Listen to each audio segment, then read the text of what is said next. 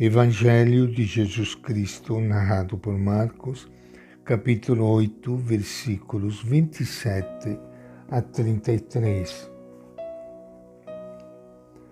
Jesus partiu com seus discípulos para os povoados de Cesareia de Filipe. No caminho, ele perguntou a seus discípulos: "Quem dizem os homens que eu sou?" Eles responderam: "Alguns dizem que tu és João Batista, outros que és Elias, outros ainda que és um dos profetas." Então Jesus perguntou-lhes: "E vocês, quem dizem que eu sou?" Pedro respondeu: "Tu és o Messias." Então Jesus proibiu severamente que eles falassem a ninguém a respeito dele. Em seguida, Jesus começou a ensinar os discípulos, dizendo: "O Filho do Homem deve sofrer muito, ser rejeitado pelos anciãos, pelos sumos sacerdotes e doutores da lei, deve ser morto e ressuscitar depois de 3 dias." E Jesus dizia isso abertamente. Então Pedro levou Jesus para o lado e começou a repreendê-lo. Jesus virou-se, olhou para os discípulos e repreendeu a Pedro, dizendo: "Fique longe de mim, Satanás. Você não pensa as coisas de Deus, mas as coisas dos homens." Esta é a palavra do Evangelho de Marcos. E com grande alegria que iniciando hoje mais um encontro com o Evangelho de Jesus, quero saudar e abraçar a todos vocês, amigos ouvintes, irmãos e irmãs queridas, que querem passar alguns minutos juntos com Ele, o nosso Mestre, através da leitura do Evangelho. O episódio que acabamos de ler hoje ocupa o lugar central e decisivo no Evangelho de Marcos. Os discípulos já levam tempo de convivência com Jesus. Chegou o momento em que têm de se pronunciar com clareza: a quem estão seguindo? O que é que descobrem em Jesus? O que captam na sua vida, na sua mensagem, no seu projeto? Provavelmente, desde que se uniram a Ele, vivem interrogando-se sobre sua identidade.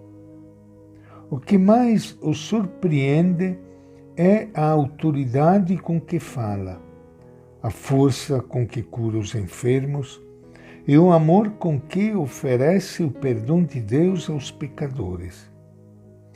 Quem é esse homem em quem sente Deus tão presente e próximo, como amigo da vida e do perdão? Entre as pessoas que não conviveram com Ele, corre toda espécie de rumores. Mas a Jesus interessa-lhe a posição dos seus discípulos. E por isso ele pergunta: "E vós, quem dizeis que eu sou?" Não basta que entre eles haja opiniões diferentes mais ou menos acertadas.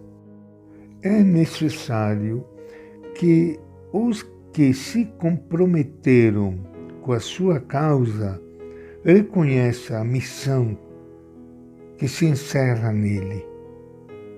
Se não é assim, quem manterá viva a sua mensagem? Que será do seu projeto do reino de Deus?